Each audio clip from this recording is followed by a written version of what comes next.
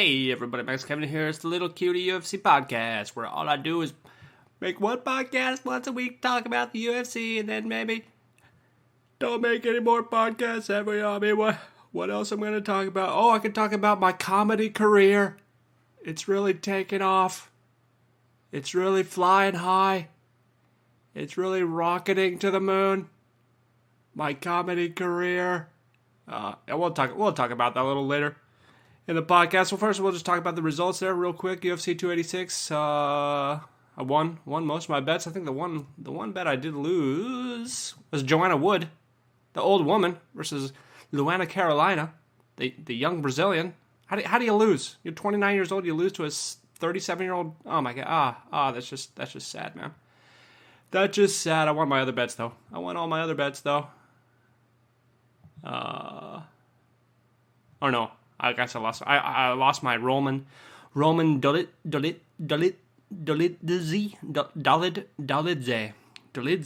Roman Dolidze. Yeah, he was looking pretty good in that first round there. He kept doing that. He did that exact same attack, like where he like bends forward, like bows down, and like I don't know how to explain it exactly. It's like you bow down and then like throw overhead punches, so your head is down. You're very susceptible to uppercuts and like flying knees, and your head is down and you throw these like overhead punches with both fists. You know who does this?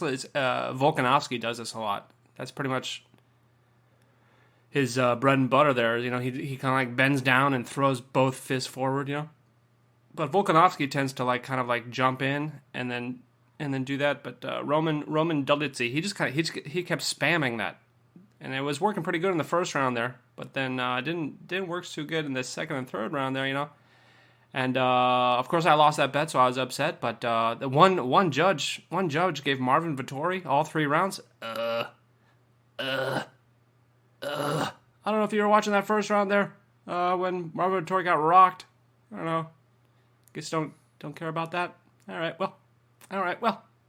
I mean, I'd fire you, but we all know UFC judging is fixed by the mafia. Anyway, next fight here, Gunnar. That went as expected, I guess. And then okay, Justin Gaethje, Leon Edwards. Oh man, those are both great fights there. Justin Gaethje, man. Oh god, those knees he took. That I couldn't believe he didn't get knocked out, man. He took those knees to the head. I was watching. I was like, oh my god. Oh god. There goes my $5 with that knee to the head there. Rafael Fiziev with those dirty knees. Oh my god. I can't believe he didn't get knocked out with those knees, man. How does he take those? How did he take those to the head? Anyway, that was a great fight there. Then of course in the third round there, Justin Gaethje remembered that he could jab. He's like, oh yeah, I forgot. My whole life I haven't been jabbing. I just remembered I'm good at jabbing. And he just jabbed Rafael Fiziev in the face like 50 times. That same jab is just like, buh, buh, buh. Oh, you want another? Oh, you like that jab sandwich? Here's another jab. Buh, buh, buh. And, yeah, that won him the fight there. So I won that bet. $5 to win. I think it was 10. I think it was plus 200 or something like that. But, yeah, man. He also got a takedown there.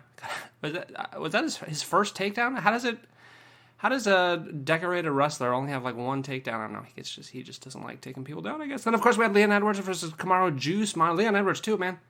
He took some knees to the head there. I was like, oh my god, how did he take that knee to the head? But then of course Kamaru Usman, he was taking those body kicks. Oh man, it hurt just watching that. Those body kicks, Leon Edwards was landing on Kamaru Usman there. It was like, it was so loud. It was like, whoa, boosh.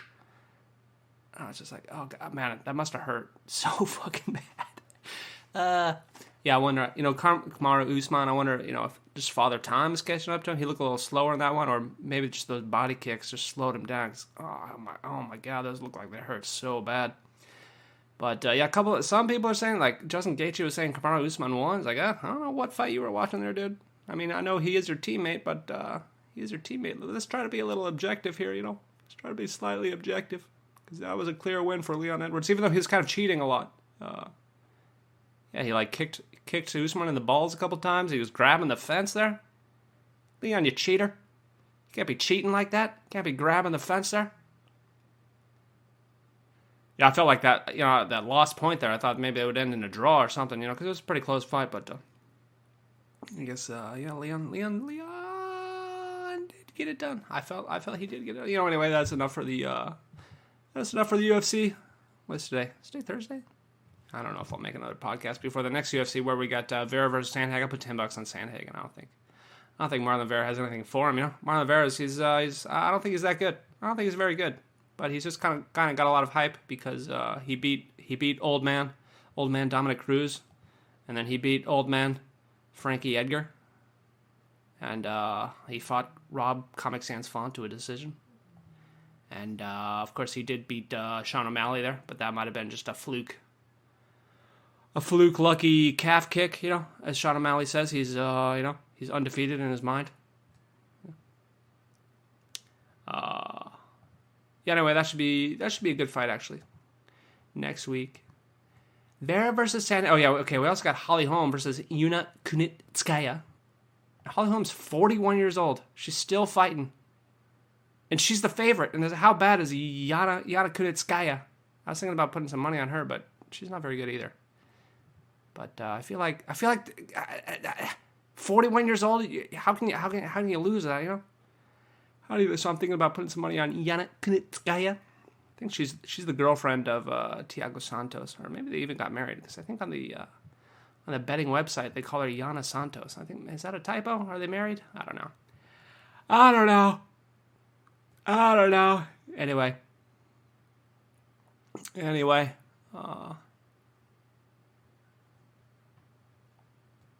Let's talk about my comedy career.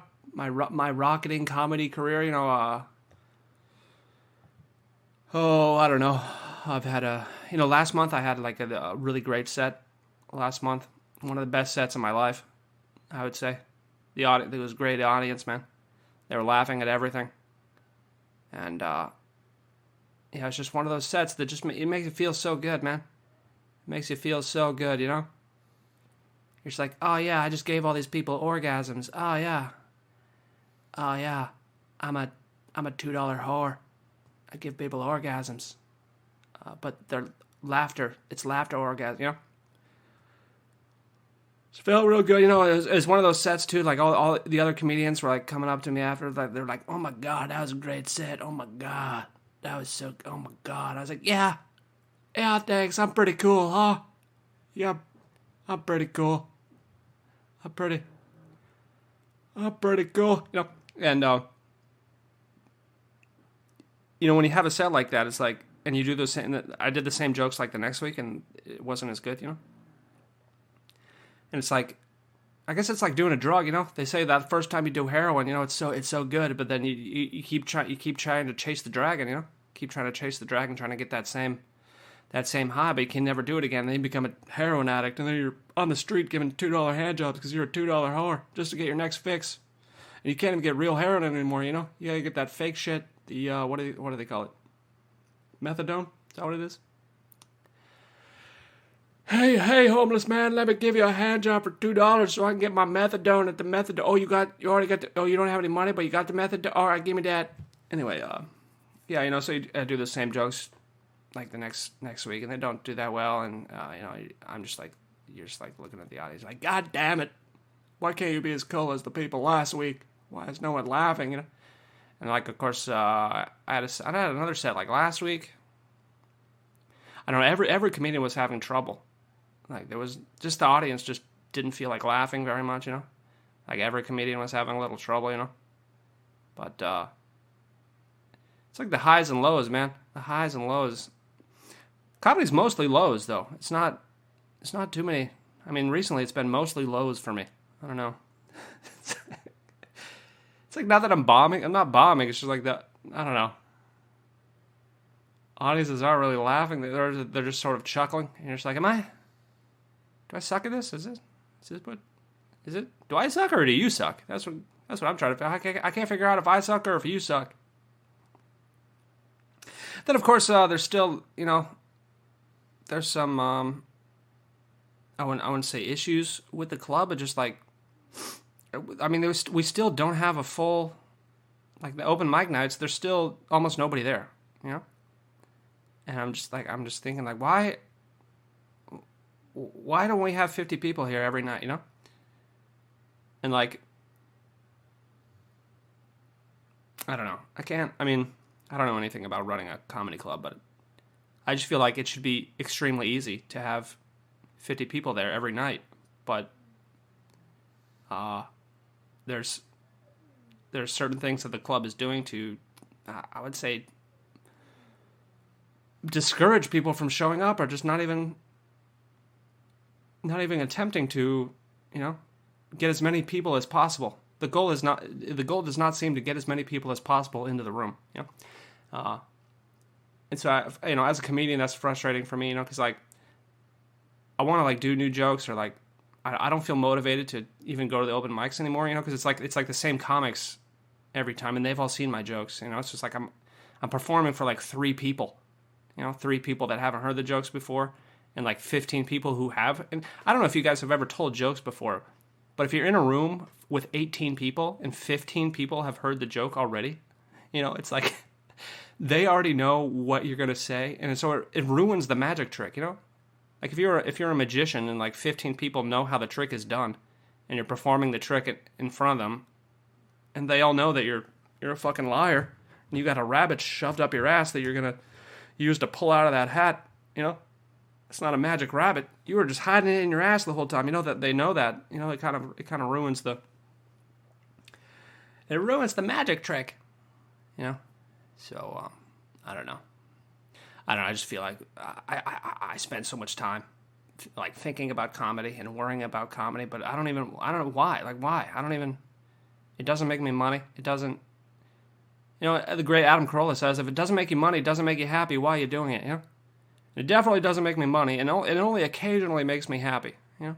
So, anyway. You know what makes me happy? Is doing the podcast and hearing back from my podcast listeners online, you know?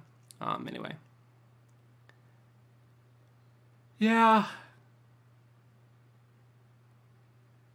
Yeah, and I feel like another thing that bothers me is a sort of nepotism. I don't know what to call it other than nepotism. This bothered me. Like, this is the same in like every comedy scene, or just like in San Diego too when I was there. Or, you know, you see these people getting on shows, and you're just like, why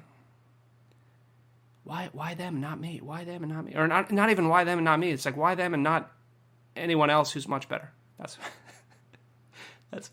what I've been wondering a couple times. I guess, we don't have that many. Problem is in Tokyo, we don't have too many comics, you know. There's only a few people who can really, you know, the top tier. I would say in the top tier 1 comedians, there's not that many. I'm trying to think. You know, maybe 5. Tier 2, I put myself in tier 2. I would say there'd be tier 2 comedians, maybe 10, you know. Then there's tier 3, and then there's, you know, people that can't even write 30 seconds. And sometimes I see these people that can't even write 30 seconds, and anyway, I don't want to talk about this. I don't want to talk about this, to be honest. It just makes me upset. I don't even know why I think about it. I don't even know. I should worry about myself and my own life. Yeah, I just feel like, I don't know. You know, of course, I'm a straight white male. You know, that doesn't really help me when I apply for jobs. When I apply for teaching jobs in America, being a straight white male definitely does not help me. And it doesn't really help in the comedy department either, you know. I just imagine, I feel like I would be much more successful in my professional career, in my comedy career, if I was a strong black woman. I don't know. Maybe I should just start identifying as a strong black woman, I think. But I don't even know, even if I did, like, how would that, I don't even know how to act like a strong black woman. I don't even know what that's like, you know. I don't know how do I live my life in the shoes of a strong black woman? I don't even know. Maybe I could just beat up people that are much more muscular than me. I think that's most. Oh, okay. I was wrong. I also wanted to talk about The Last of Us there. Of course, in previous podcast, I made the prediction that in The Last of Us, the main character would not kill any strong black woman. But actually, he did in the final episode there. He killed a strong black woman. I was wrong. I was totally wrong about that. He killed a strong black woman. Can you believe that shit on TV? It was on TV. They put that on TV, man. Can you believe that? Main character who's sort of white, but he's Latino. He's Latino. I guess he's Spanish. Is he Spanish? I don't know. Well, he's definitely not white. You know, he's sort of new white. You know, the new white on those whenever you go to apply, like and they ask you for your race, they always put white Latino together. And it's like, hey man, that's not the same. I mean, how do Latino people feel about that? You know, they got like, it's like black, Asian, Native American, white, Latino. It's like, hey, those aren't the same. You can't just put those two together there, you know? Anyway, pretty soon they're all going to be together, you know? They're going to be like, Asian, Latino, white. You're all one race. And then there's Native Americans and black people. Those are the three races that exist in America. Native Americans, black people, and the Asian Latino whites. What was it talking about there? Oh yeah, The Last of Us there. Yeah, I don't know. I was kind of disappointed. That show is, you know, because like by the end of the episode there, it's like the relationship between the main character and the girl there. It's like there's like, oh yeah, we're best friends, we love each other now, but like they didn't really have any episodes of them bonding, or like there wasn't like a long enough. They didn't develop the relationship, you know, over the course of the one season. I felt like they should have done 2 seasons or something for this one game. It felt very rushed, you know. And like they had 2 filler episodes.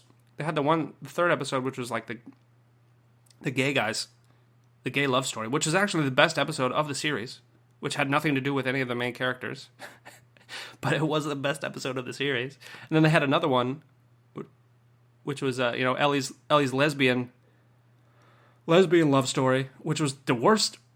You know, I mean, in the 9 episodes that this series had, 2 of them were gay love stories, and one of them was the best episode of the series, and one of them was the worst episode of the series. You know, and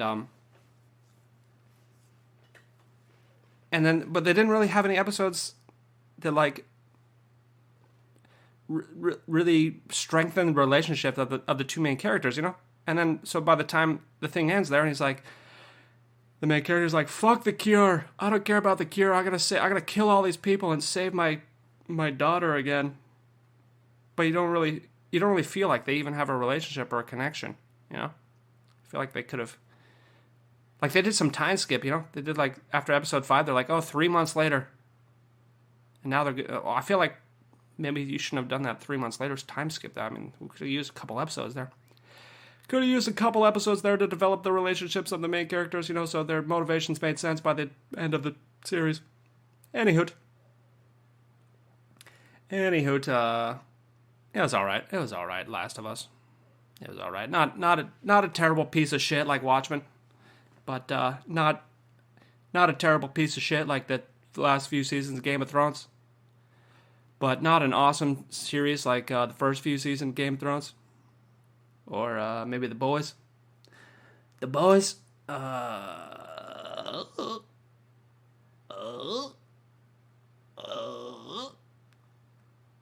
Yeah, I feel like, I mean, like that first season, they did these offshoots episodes where they like expanded characters that aren't even in the game. I feel like they could have easily made the season, like the first game, into like 2 or 3 seasons if they wanted to expand on the story. You know, that would have made a lot more sense.